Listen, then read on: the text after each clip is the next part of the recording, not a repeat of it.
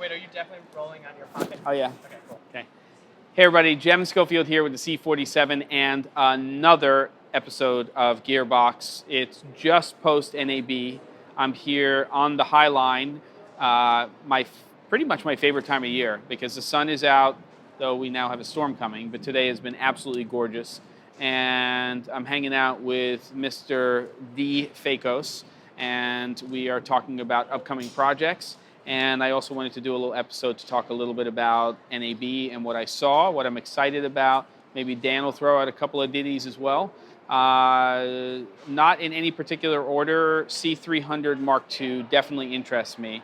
The more I find out about the camera, the more I start to see where it might fit in terms of production. Though I do have to say I'm still very excited about the FS7 and think that that will be the right camera system for a lot of people who are in production.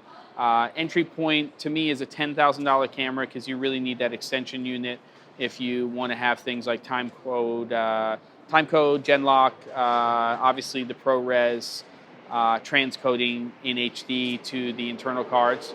So that's pretty interesting.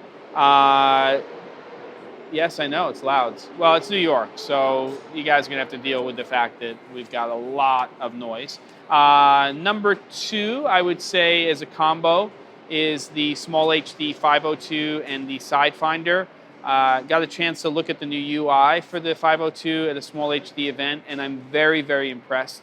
Company's been bought by Vitek, but it does seem like those North Carolina boys are definitely still in charge of where that company's going, and they're very, very passionate. They remind me a lot of FreeFly that way in the sense that they are really, from what I can see, trying to out-innovate everybody in the space that they're in. I'm not 100% sure about the Sidefinder component of this yet, but we'll have to see once it ships how that is. But at about $1,500 US, I think that that could be a great combo for certain people who are out there.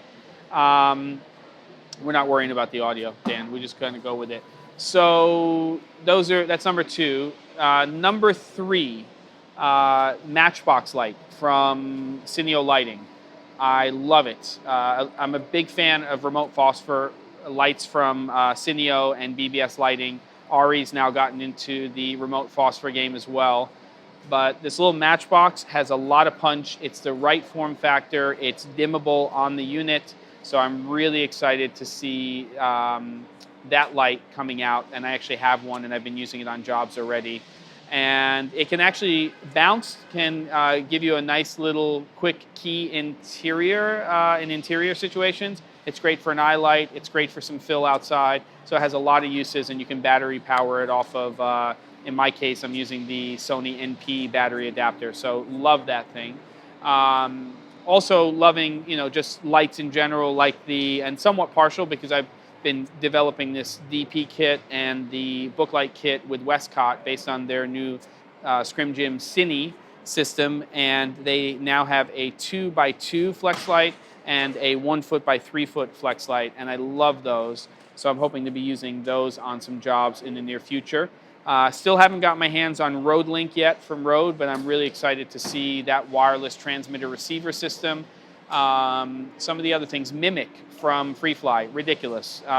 So simple in concept, but in terms of application, pretty amazing. And cost of entry for Movi owners is in the beta program $500, so I think it's kind of a no-brainer to get into that system. Dan, what about you? What did you see? Some of the stuff. The 3DR. 3DR, the drone? Self-flying drone. Yeah, self-flying drone that can basically attach to or track with like your cell phone, your smartphone. So that's pretty amazing, and you can change the radius in which it follows. What else do we see? Big fan, even though it's been out for a while, of the next-gen recoil from Zacuto with the Gradical HD. I think that's a great combo. But I could also see just getting the next-gen recoil, flying your own EVF off of it, or something like a 7-inch monitor or monitor recorder.